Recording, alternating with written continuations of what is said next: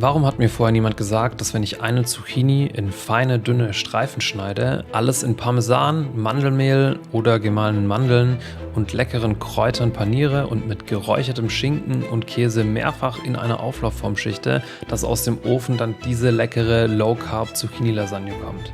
Schmeckt noch besser mit noch mehr Käse und etwas Basilikum obendrauf.